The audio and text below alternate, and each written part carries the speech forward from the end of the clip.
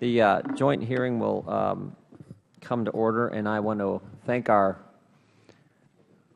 witnesses and guests today. Unfortunately, I have to leave and get to a meeting in the whip's office, but we are going to be in the able hands of the gentlelady from North Carolina, Ms. Fox, and so she will take over, but I guess I officially had to hit the gavel. So again, I apologize, but we're looking forward to a great hearing, and we'll turn things over to Ms. Fox.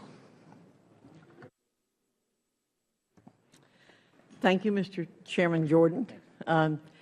There are a lot of things going on around here today, and people are going to be moving in and out, as I'm sure most of you know. The committee will come to order.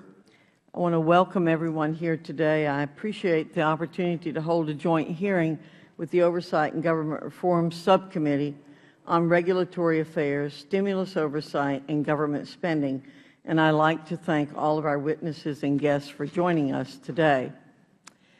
Supporting freedom of choice in higher education should be a priority for all members of Congress. Post-secondary education opens doors for greater job opportunities and the chance for a more stable career path, both of which are critical for Americans struggling to make ends meet and support their families in this tough economy. Unfortunately, the Administration's efforts to impose the widely criticized Gainful Employment Regulation on proprietary colleges could severely limit education and job training opportunities for millions of students and inhibit local economic development in communities across the country. Proprietary colleges are unique institutions with the flexibility to offer courses in formats that meet the demands of the student population and in subjects based on the needs of the local community.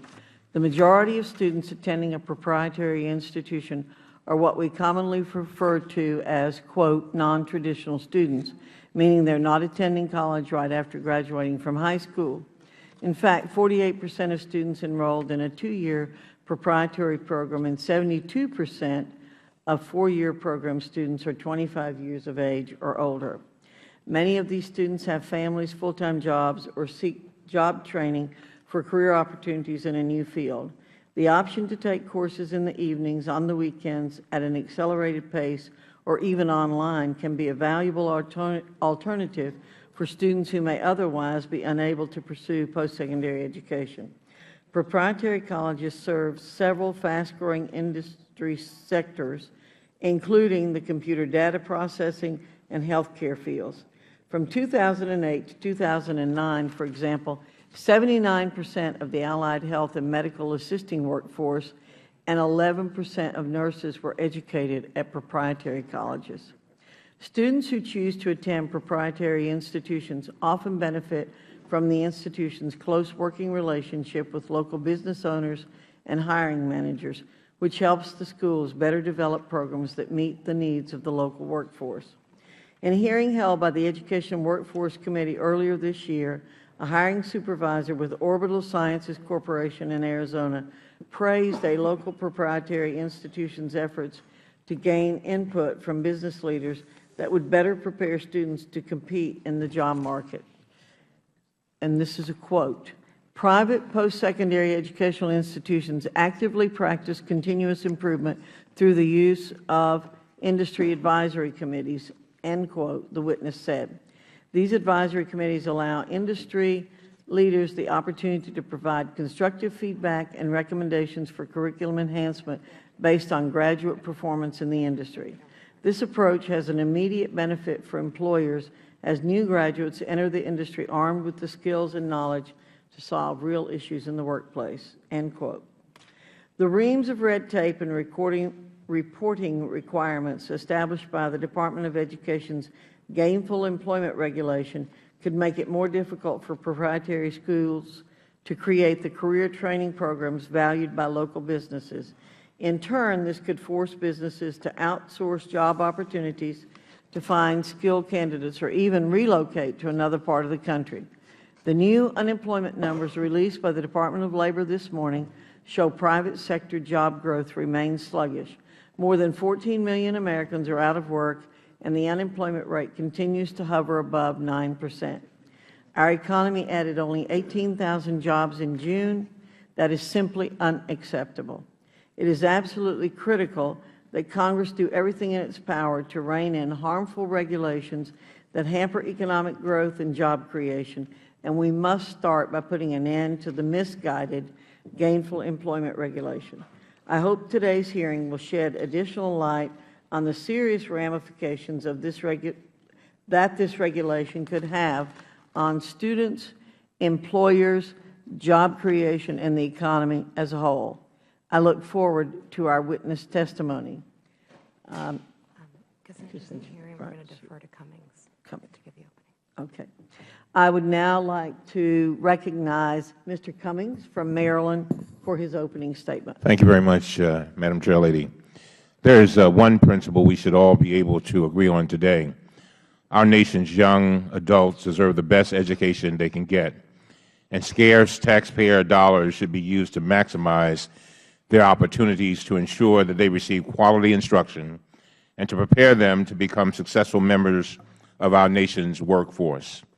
This hearing should not be about protecting jobs at for-profit schools.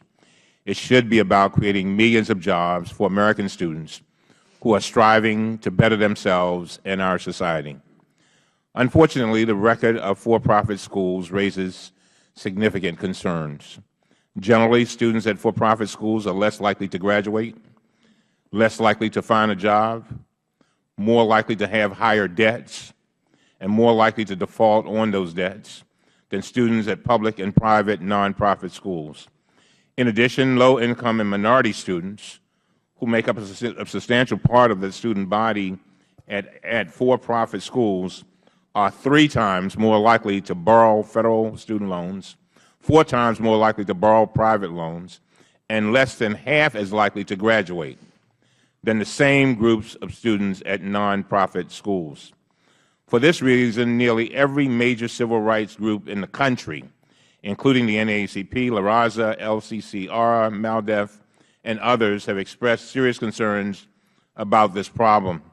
Madam Chairlady, I ask unanimous consent to enter into the record a letter sent on February 3rd from 17 major civil rights and consumer protection groups relating to this issue, and a statement from Wade Henderson of the LCCR. Ask unanimous consent to have those placed into the record. Without objection. Thank you, Madam Chair. I want to make clear that I fully support the educational mission for profit schools.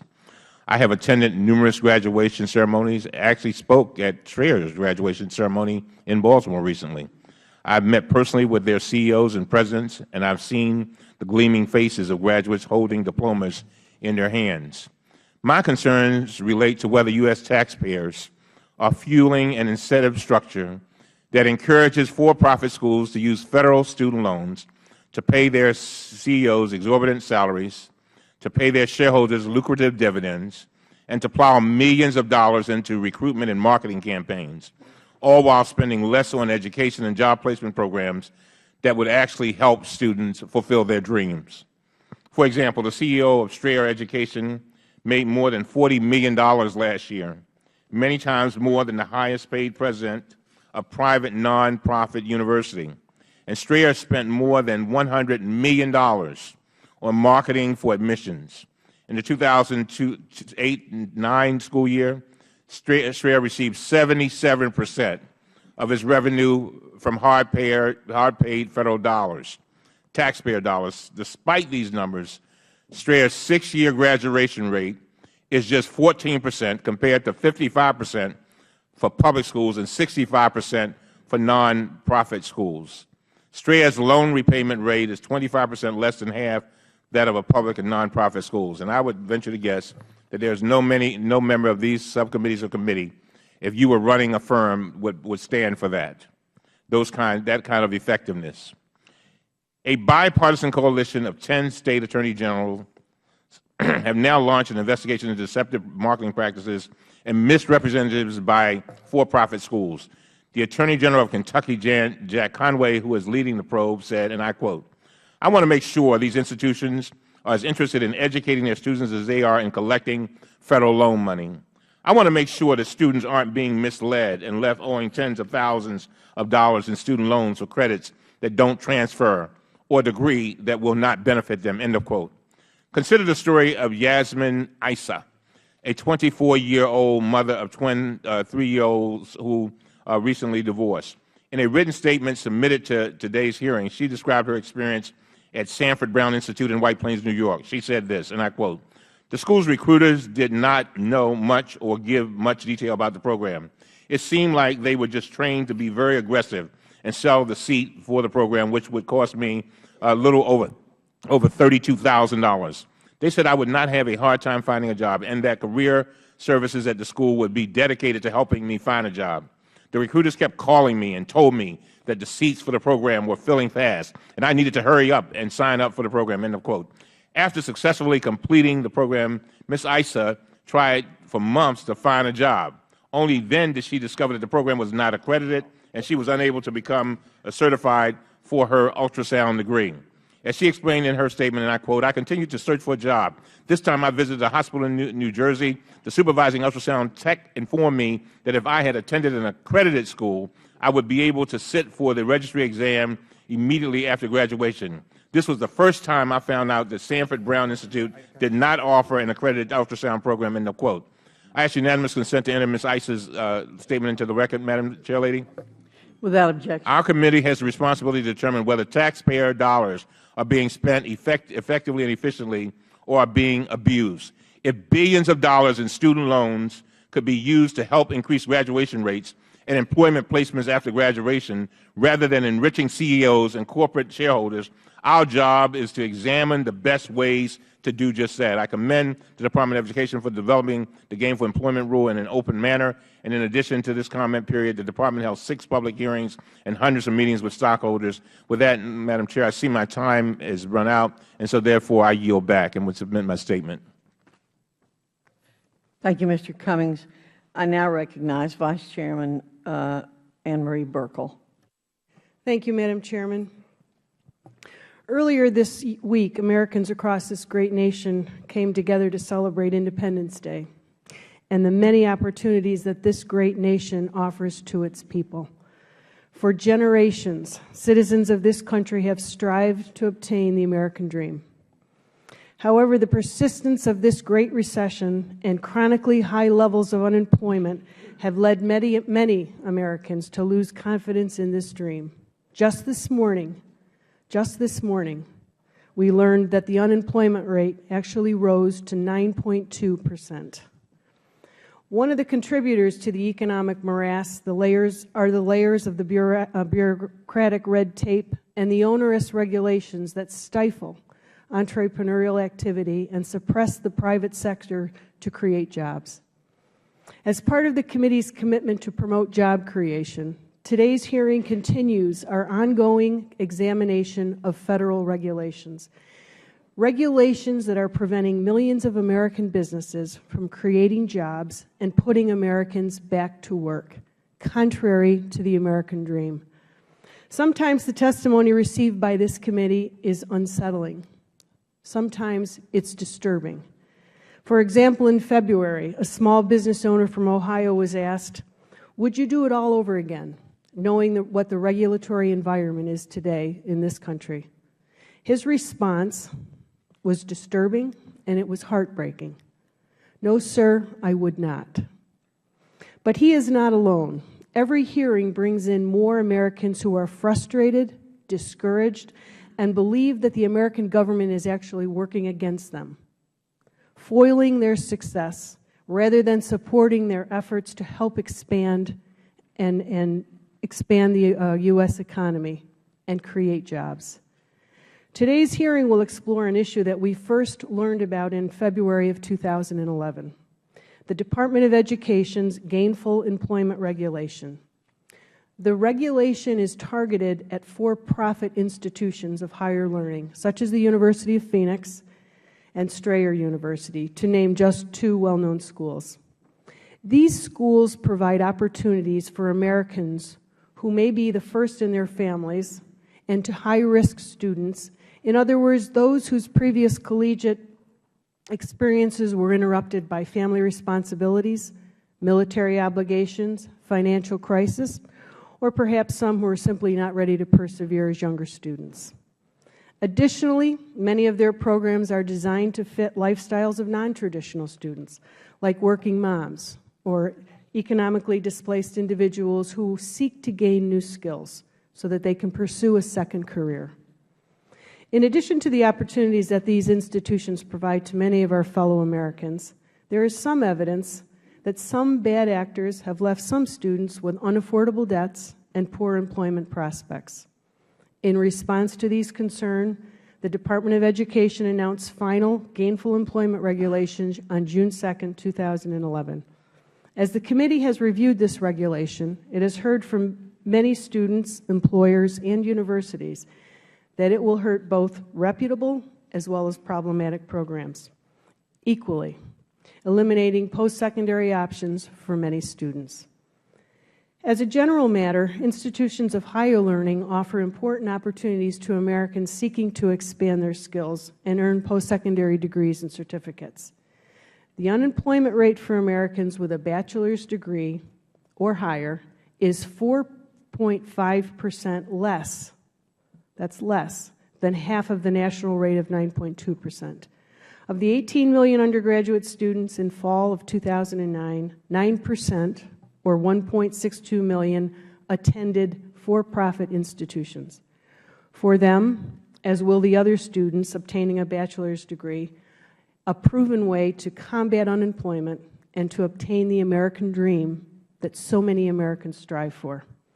However, according to one study, the gainful employment rule will cause 1.2 to 2 million students to decline to enter post-secondary schooling over the next decade. This includes 700,000 to 1.3 million female students, 200,000 to 360,000 black students, and 200 to 333,000 Hispanic students. In addition to eliminating educational choice, Americans employed by for-profit institutions may be impacted if their employer is forced to eliminate programs or if it experiences shifts in enrollment. The uncertainty of how this regulation will affect for-profit schools may also affect new program development, investment in infrastructure, and worse yet, hiring.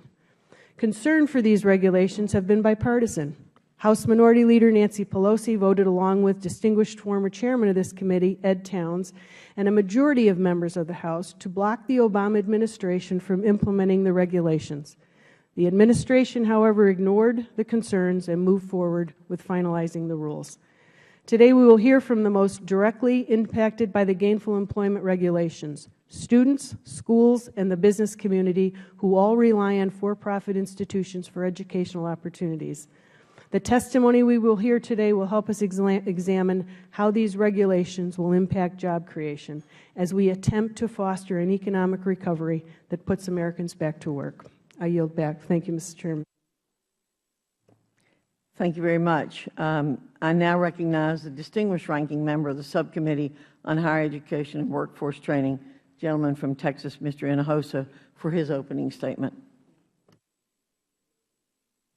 Madam Chair, I am going to request unanimous consent that Representatives Elsie Hastings, Maxine Waters, Ed Towns, and Danny Davis be permitted to participate in this hearing and ask questions of the witnesses. Also include Carolyn McCarthy. We welcome our distinguished colleagues to the hearing today. Thank you. Chairman Jordan, Ranking Member Kucinich, and Chairwoman Fox. As Ranking Member of the Subcommittee on Higher Education and Workforce Training, I strongly support the Department of Education's final rule on gainful employment for a number of reasons. First of all, as members of these two committees, we have a tremendous responsibility to exercise oversight and ensure that these taxpayer dollars are spent wisely and in the best interest of students and taxpayers. During my 15-year tenure in Congress, I fought vigorously to expand accessibility and affordability in higher education by working with my colleagues to increase the maximum Pell Grant award to $5,550 and provide our students access to affordable student loans. These investments in federal financial and in federal financial aid support, President Obama's college completion goals increase America's global competitiveness and are indeed necessary to educate and graduate greater numbers of students in our nation's colleges and universities. At the same time, the federal government must be assured that students and taxpayers are receiving an adequate return on their investment, particularly in the sectors of higher ed that are growing rapidly and rely heavily on Title IV funds. In 2008-2009, for-profit institutions enrolled approximately 12% of all the students enrolled in Title IV institutions. In 2010, the Department of Education awarded $9.2 billion in Pell Grants to for-profit colleges, or 25% of the total Pell Grants awarded, and $27.2 billion in student loans, representing 26% of all student loans awarded to students enrolled in for-profit institutions. Importantly, approximately 15% of for-profit institutions derive between 85% and 90% of their total revenue from Title IV funds. We know that students at for-profit institutions are more likely to borrow. According to the Education Trust, 97% of students attending the two-year for-profit schools took out student loans in 2007-2008, compared to just 14% of students attending public community colleges. Students who attended for-profit colleges are also more likely to default than students who attended nonprofit schools. Whereas 10.8% of the 2008 cohort who attended public colleges defaulted on loans within 3 years, the default rate for students attending for-profit institutions was 25%. In today's hearing, some of my colleagues may argue that the Gainful Employment Reg limits educational opportunity for low-income and minority students. Ladies and gentlemen, this is simply not the case. I find these assertions troubling and misleading. To be clear, this rule is fair, targeted, and promotes a rehabilitative approach by giving underperforming programs 3 years to improve before removing eligibility for student aid. The rule targets the worst actors, who I believe are like 2%, who fail to improve student outcomes, and incentivizes programs to make improvements, lower default rates, and increase graduation rates. It's important to note that the Gainful Employment Rule applies to 55,000 programs, which include 37,000 programs at public institutions, 5,000 at private nonprofit institutions, and 13,000 at for-profit institutions. I also want to underscore that the rule does not harm minority and low-income students. Instead, the rule helps low-income and minority students access higher quality programs that increase their employment prospects. What's more, the U.S. Department of Ed estimates that only 2% of all the programs would ultimately lose eligibility under the rule. In fact, programs lose eligibility only after failing each metric 3 times within a 4-year period, and no program could be ruled ineligible for Title IV funds until the year 2015.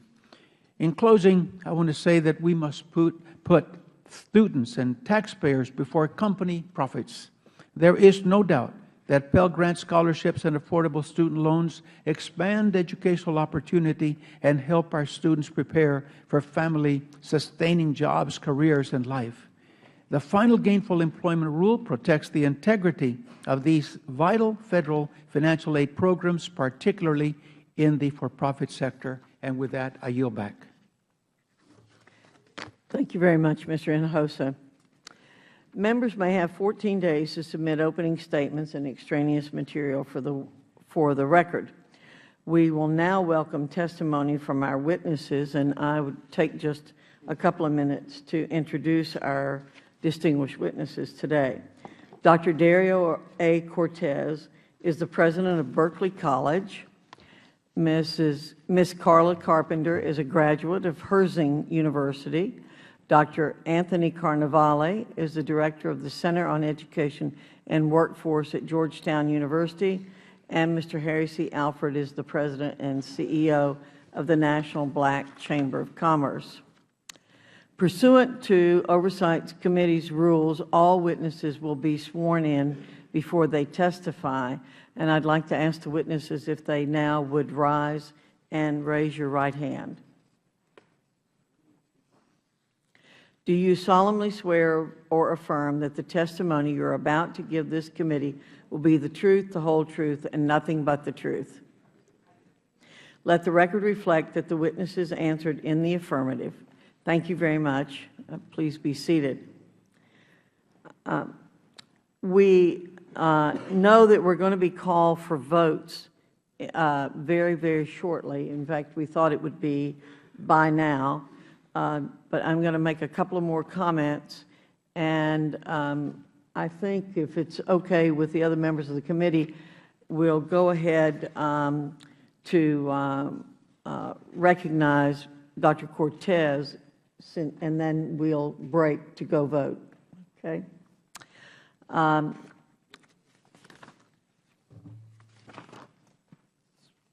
So I would like to recognize Dr. Cortez for 5 minutes. I hope you'll see the lights in front of you. When it turns to orange, you have 1 minute left. When it turns to red, your time is up. And we'd appreciate your staying as close as possible to the 5 minutes. Thank you very much. Good morning, Chairman Jordan, Chairman Fox, Chairman Issa, Chairman Klein, Ranking Member Kucinich, Ranking Member Hinojosa, Ranking Members Cummings, Ranking Member Miller, and other distinguished members of the respective committees. A special greetings also to Berkeley College members of Congress, Rob Andrews, Caroline McCarthy, and Ed Towns, to whom I sincerely thank for their leadership and support of private sector education. My name is Dr. Dario Cortez. I am privileged to serve as the president of Berkeley College. I applaud you for holding this joint hearing and appreciate the invitation to share our perspective on the impact of the new federal Gainful Employment Regulation on our colleges, communities, family-owned businesses, and jobs in the New York and New Jersey region. Fully accredited and family-owned and operated, Berkeley College has 4 New York and 4 New Jersey campuses and Berkeley College Online. We have serious concerns about the final federal rule. On the surface, the question of how it will affect our students, faculty, and campuses and programs seem quite clear, but the answer is quite the opposite. The honest response, however, is we just don't know. The honest, and in spite of the changes included in the final version of the rule, institutions will essentially be navigating a minefield, blindfolded, and using an updated map. Before I elaborate on the rule, I would like to provide you with a snapshot of Berkeley College. This year, we celebrate 80 years. Since our founding in 1931, during the Great Depression, Berkeley College has been a leader in business education. We now have an enrollment of nearly 9,000 students, including more than 800 international students in our baccalaureate and associate degree programs. Our students' demographic is comprised of 31% Hispanic, 29% African American, 17% white, 4% Asian, and 19% other. Our female enrollment is 68%, and 46% of our students are over the age of 23.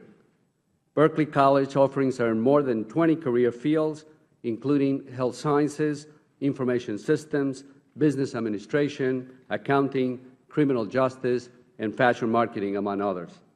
Our professors bring a rich array of real-world experience to the classroom, and additionally, 50% of our faculty members hold doctoral degrees in their own fields.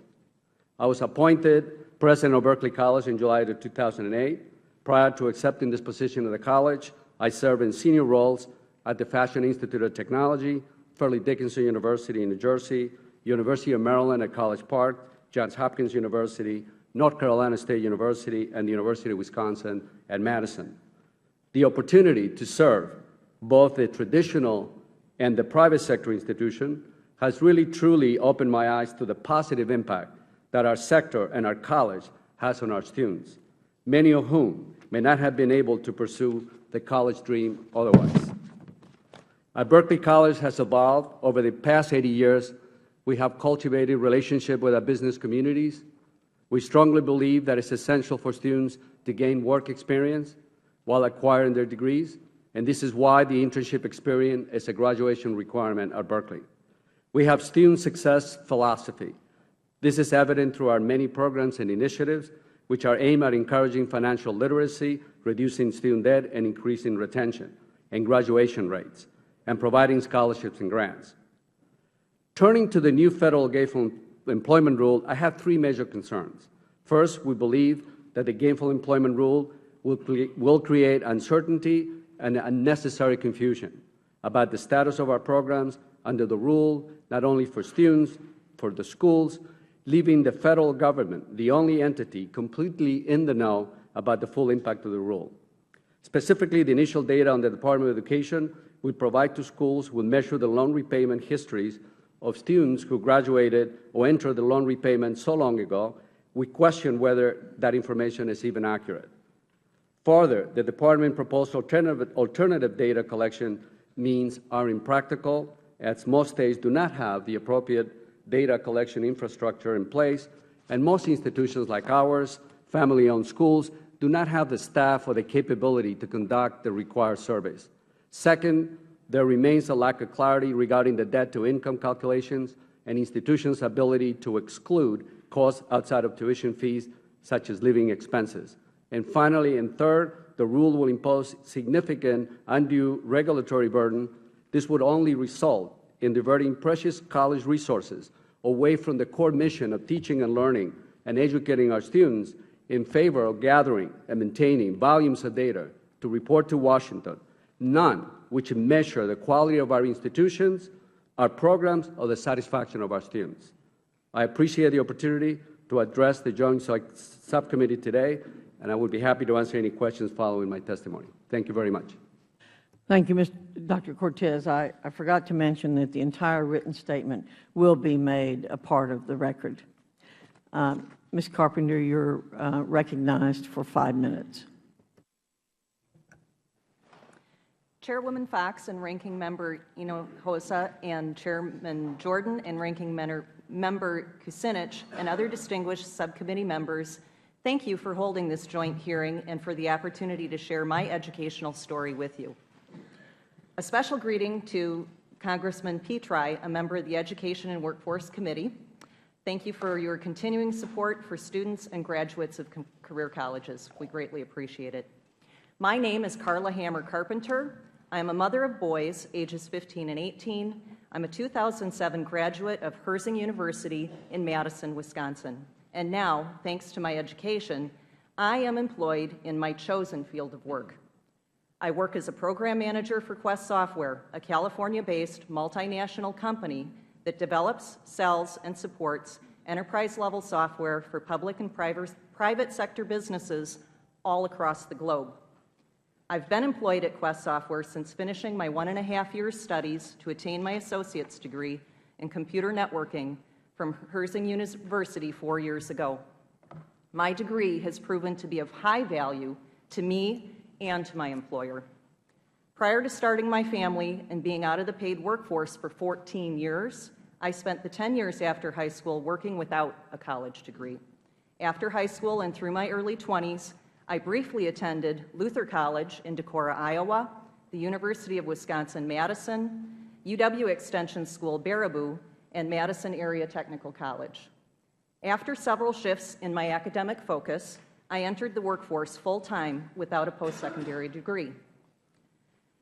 During a portion of that time, I worked at an emerging manufacturing company not far from Madison. You may have heard of it, Trek Bicycle Corporation.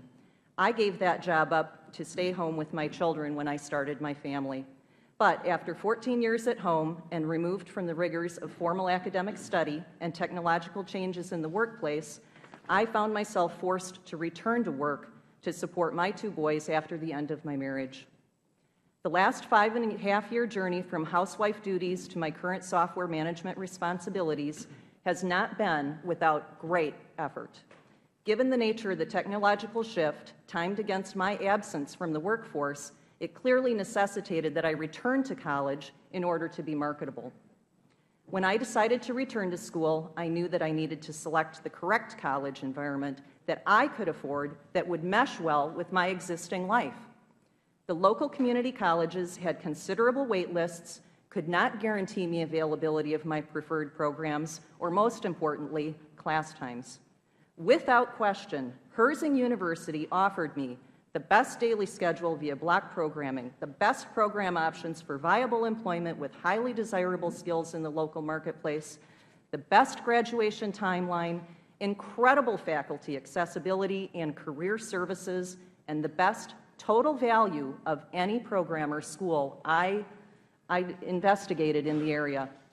I met the admissions requirements for every school in the area, but I did not think these other schools met my requirements, except for Herzing University. By participating in this hearing, I would like to give additional voice to many who are seeking educational options to better their lives and contribute more fully to our economy and society. I attended classes and partnered on projects with many students who had little to no family support, financially or emotionally, as first-generation college attendees, many armed services veterans and enlisted soldiers on leave, and many various minority members of society who all felt that Herzing University was a special and caring environment where faculty and staff were invested in helping each and every student attain their educational goals. While enrolled, my fellow students and I often joked as we learned more about each other, shared our reasons for attending school, and disclosing our dreams for our futures, that we seemed to be in the quote-unquote hallowed halls of second starts. Just as business practices have changed over the years to accommodate global, more technologically advanced business operations, so too our schools must adapt in equal measure on the educational front. But education policy changes should not impact student choice, and I worry about the negative impact that the Gainful Employment Rule will have on future students who are currently my son's ages and younger, and other returning adult students in the workforce currently. My fear is that fewer, not more, students will fulfill our national educational vision of more Americans obtaining a higher level of post-secondary training. As a final note, as a returning adult student, I represent an important and growing demographic of students that our educational institutions will need to serve in order to best fulfill our national goals for post-secondary education and workforce development. 6 years ago, it was I who stood at a crossroads in my professional life as I contemplated going back to college. Many more prospective students will soon face this same crossroad.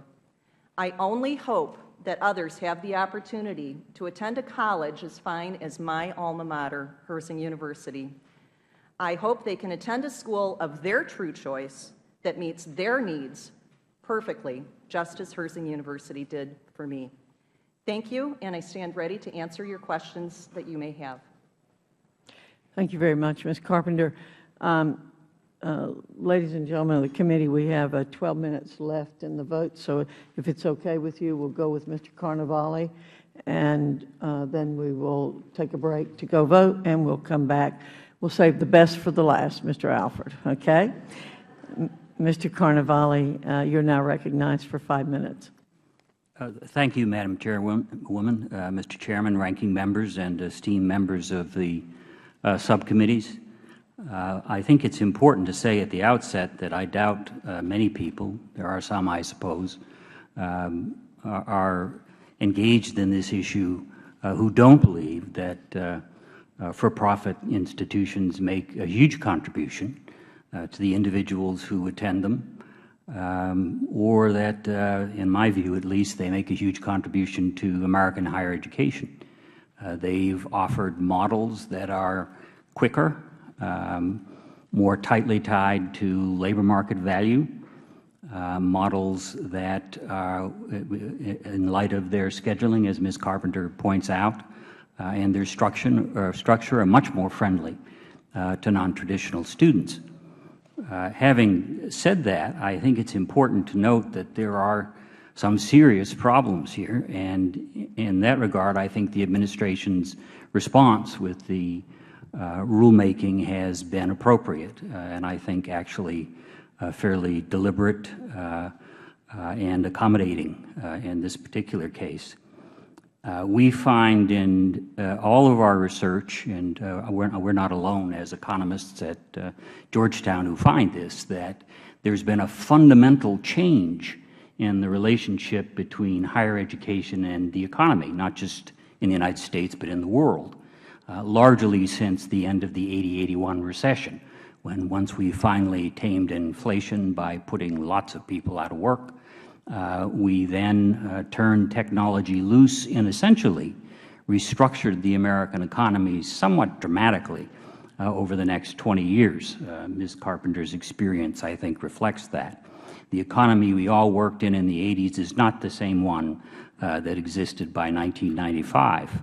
And what happened as a result of that was that automation, the simplest force let loose, was able to automate the repetitive tasks in every job. And what remained were the jobs that included non-repetitive tasks. Those tasks bundled together made up new kinds of jobs, sometimes altogether new jobs, but changed the jobs that already existed. A mechanic who used to repair a car needed mechanical skill. Now they need electromechanical skill and an understanding of computer operations to repair a car. Any of you who've faced that awful moment, or at least of my vintage, I remember as a boy, if I could open up the hood of a car, I could fix it. A year or two ago, I faced a broke-down car, opened the hood, and finally turned away in disgust. I had no idea what was going on in there. So that fundamental shift has raised the value of post-secondary education. And we have been underproducing post-secondary education ever since 1983, 1984. The evidence of that is plain. The earnings returns to post-secondary education and training relative to high school have risen from 30% to 84%, although this is cloaked over more and more in this recession, where the return has dropped down to 74%, higher than a high school degree. But the bottom line here is that in the United States and in most advanced economies, if you're going to go anywhere after high school, you've got to get some post-secondary education or training first. And the second change that I think is of great note here and makes this ruling sensible is that the relationship between the texture of education is changed as it relates to the economy. And what I mean by that is it doesn't matter so much anymore which degree you get, whether you get a certificate, an industry-based certification, a BA, a graduate degree. What matters more and more is what you take, not the degree. Still true that on average, if you get a BA, you'll make more than a person with a certificate. But if you get a certificate in engineering, you'll make more than almost 40% of BAs. There is a vast shift in the relationship between education and the economy. It is no longer just the preferred way to join the middle class. It is becoming the only way. And so there are still some high school jobs left, but there are only about one of those for every 15 people who get no education and training after high school, and those jobs pay about $35,000 a year. With experience and promotion, you can go to 45 or 50 in some of those jobs, but most of them not so. And those are the jobs that are being eliminated, or the education requirements are increasing. And so it becomes important that we focus on the programs, not the degrees. And programs have wildly different earnings returns, even at the BA level. If you go get a degree in petroleum engineering, you make $120,000 a year. If you become a high school counselor, you'll make on average over 40 years about $30,000 a year. There's a difference there of almost $2 million. So it matters. We need to have much better information on the relationship between programs and earnings. And that, in the end, is what this set of regulations begins to do. I think, in the end, these regulations are exactly of the right sort. They're regulations that will make markets work better. Information is what makes markets work better. The collapse in the financial community was in large measure due to the fact that we had no information. Bankers didn't know any better who they were loaning money to than they knew the people who printed the money. So the post-secondary system, people, I think, students, parents, and legislators have a right to know what the earnings returns are to higher education programs, especially now when public resources are so precious. We are at least $30 billion low if we intend to meet the President's goal of becoming the #1 nation in the world in post-secondary attainment. Mr. And I don't know where that Carnevale, will come from. thank you very much. Thank you. Ladies and gentlemen, I think we should go vote, and then I would urge you to come back immediately after the last vote, and we'll continue the hearing. Thank you all very much, and I'm sorry to have this recess, but we need to go vote. Thank you. Thank you. Very good.